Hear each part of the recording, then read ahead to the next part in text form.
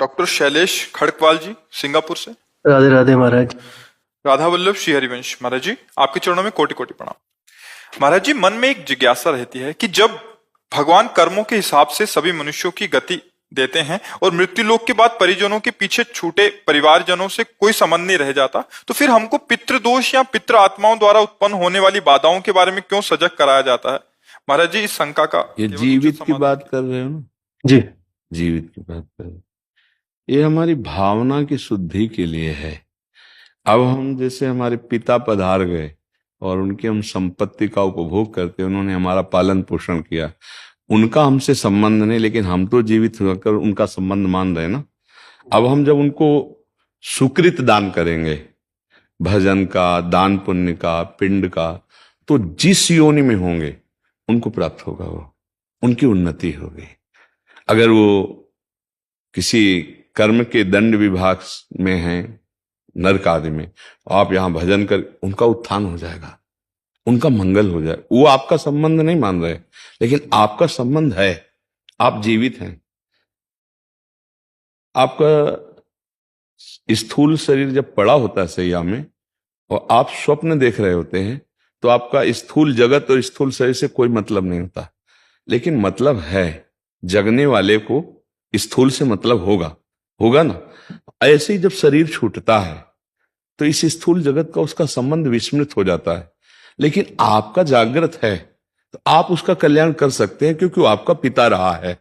उसको पता नहीं है, उस समय उसको ज्ञान नहीं है, लेकिन आपको पता है, तो आप उसका मंगल कर सकते हैं भजन के द्वारा, तीर्थयाटन के द्वारा, पिंडदान के द्वारा। अगर आप नहीं करते हैं तो आपका कर्तव्यहीनता होगी, क्योंकि आपका कर्तव्य बनता है।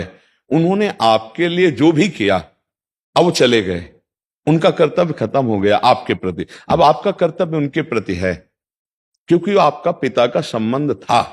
अब उनका मंगल होना चाहिए। तो हम अगर पिता की संपत्ति नहीं, तो हम संपत्ति कमाएं, उनके लिए दान करें, वो दान उनको समर्पित करें, तो वो जहां भी होंगे उन्नति प्राप्त हो जाएगी, उनको उत्थान हो जाएगा, उनका स्थिति से उत्थान हो जाएगा, मंगल होने। मानो किसी मनुष्य शरीर में गए, अब उनको जो दंड मिलने हैं, उनको जो प्रारब्ध रचना हुई, और आपने भजन बल दे दिया, तो सब रुक जाएगा, उनका जीवन मंगल में हो जाएगा।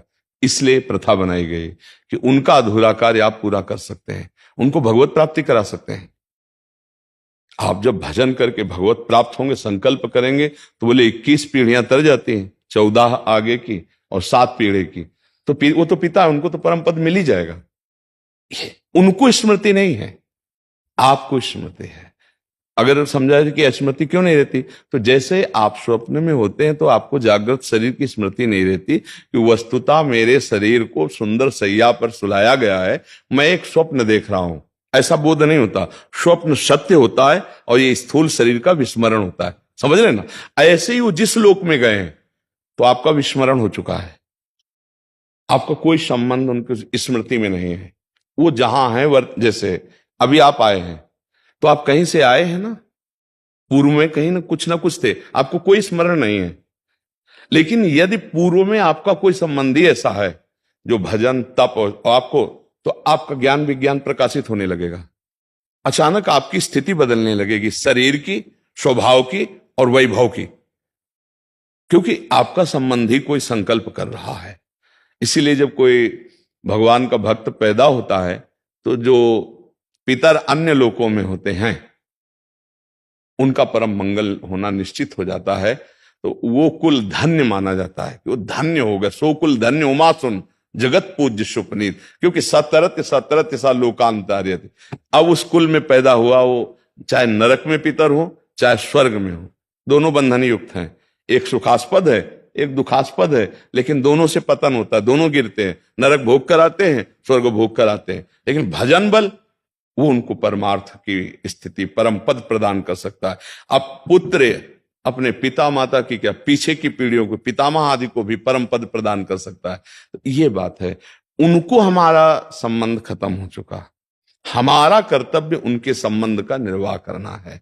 जैसे बहुत लोग हैं, पिता के लिए गया श्राद्ध आदि करते हैं, यज्ञ कराते हैं, भोज कराते हैं, पिता के निमित्त वो उसको सुकृत प्राप्त होता है जाकर के। पिता के निमित्त से भागवत कराते हैं, जप करवाते हैं, कीर्तन ये सब उसको प्राप्त होता है। तो वो जीवात्मा जो पिता बन के आया था उसको पता नहीं है, पर आपके इस दान पुण्य के बल से उसके जो दंड विधान थे वो क्षमा हो जाएंगे और आगे बढ़ जाएगा। इसलिए कहा जाता है कि जहां पुत्र हुआ, परिवार में संतान हुई, चाहे वो बच्ची हो चाहे बच्चा हो, तो को पिता प्रसन्न होता है कि अब हमारी दुर्गति नहीं होगी। ये भजन साधन, अगर हमसे चूक हो गई तो ये भजन साधन के द्वारा मंगल कर देगा। लेकिन यदि ऐसा ना हुआ तो फिर पुत्र का होना ना होना बराबर है। इसलिए माना जाता है ना, संतान हो गई, हमारी आत्मा है, ये हमारे लिए कुछ करेगा। अगर हम चले भी गए तो हमारा कल्याण ये करेगा, क्योंकि हमारा वंशज है, उसके संबंध से उसको प्राप्त हो जाता है। महाराज जी, दो और प्रश्न आते हैं दिमाग में इसमें महाराज जी। एक तो इसमें फिर पुत्र हो या पुत्री हो, उसमें कोई भेद नहीं होना चाहिए? नहीं होना चाहिए, नहीं है, इसमें भी नहीं है। क्योंकि जैसे पुत्र स्वयं कर रहा है तो वो पुत्री पति के साथ कर रहे हैं, तीर्थयाटन जो भी कर रहे वो उसके अंश है, उससे उसका कल्याण होगा।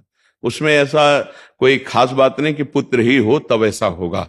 हाँ, ऐसा नहीं है, पूरी सामर्थ्य पुत्री में भी है। कितने ऐसे कुल हुए जिनको दोनों कुलों को पावन कर दिया, पिता पक्ष को और ससुर पक्ष को, दोनों पक्षों को पावन किया। तो उसमें ऐसा शास्त्रों में कोई विशेषता ये नहीं कि पुरुष ही होना चाहिए, बड़ा रोल है। हाँ, बिल्कुल बिल्कुल बिल्कुल, इस बात में कोई संशय नहीं। और दूसरा प्रश्न महाराज जी, जैसे जीवात्मा मतलब जब आत्मा मतलब अपना स्थूल शरीर को छोड़कर चली गई तो उसके बाद नरक गति और स्वर्ग गति और फिर मृत्यु लोक में भी दोबारा आ सकती है भोगने के लिए। तो फिर अगर किसी वो दूसरे स्थूल शरीर में चले गई तो उस समय पे भी यही संबंध रहता है, पितृ वाला ही, जैसे कि अगर आप बोल रहे हैं अभी बताया ना कि अगर वो किसी मनुष्य शरीर में गया है तो उसकी उन्नति होने लगेगी, उसकी बाधाओं का नाश होने लगेगा आपके संबंध से, उसको पता नहीं है।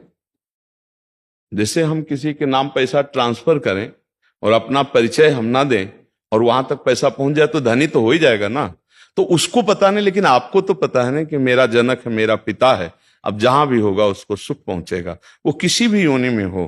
अगर मनुष्य योनि में है तब तो कहना क्या है, पर पता नहीं किस योनि में हो, पर उसकी उन्नति हो जाएगी, उसका परमार्थ पुष्ट होने लगेगा। उस जैसे कुत्ता है, एक कुत्ता है गलियों में मारा घूमता है, एक है गाड़ी में सुख पूर्वक घूमता है, और एक है भक्तों के पास भी रहता है, भक्त परिवार है, नाम कीर्तन कर रहे हैं, मतलब एक है धाम में वास करता है। कितने तो अब इसके सौभाग्य का जनसाधारण कुत्ता थोड़ी करेगा, जो धाम में राधा नाम कीर्तन हो रहा है, यहीं देहरी पे बैठा हुआ है, संत जन प्रसाद पाए उसको दिए, श्री जी का प्रसाद ही तो मिल रहा है। तो अब ये कुत्ता और वो एक जनरल कुत्ता, बड़ा अंतर हो गया ना।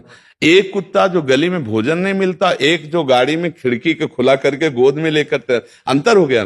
किसी भी योनि में हो जीव, आपका उसका तप है, मतलब वो एक अरबपति आदमी है, अपनी गोद में बैठाले हुए है, वो उसका वो खिड़की खुला है, हवा आ रही, एसी गाड़ी में बैठकर कुत्ता चल रहा है, नहीं चल रहा। देखो ना, जीव है, अलग अलग उसकी स्थिति है। अगर वो पुण्यात्मा रहा तो देखो ये आया, बना किसी कर्म से श्वान, लेकिन ऐसा श्वान बना जो बाबूजी की तरह जाके गद्दे में सोता है, सर्दी में उसको कपड़ा पहनाए जाते। और एक कुत्ता है कि अगर दरवाजे में खड़ा हो जाए तो डंडा मारे बेचारा, कू कू करके, वो ना भोजन मिल रहा है ना, मतलब कितनी।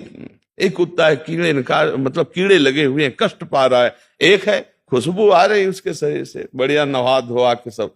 ये किसी भी योनि में उसका मंगल होगा। हमें लगता है कि सबको करना चाहिए, अपने माता पिता के लिए, अपने पूर्वजों के लिए कुछ माला भजन करके, इससे सबसे बड़ा दान है। रुपया पैसा का तो दान ठीक है करे ही, लेकिन ये जरूर करे कि राधा राधा राधा 5 माला जपा, तो आज की 5 माला हम अपने पिता को देते हैं, इतना बड़ा कल्याण हो जाएगा 5 माला नाम जप करके।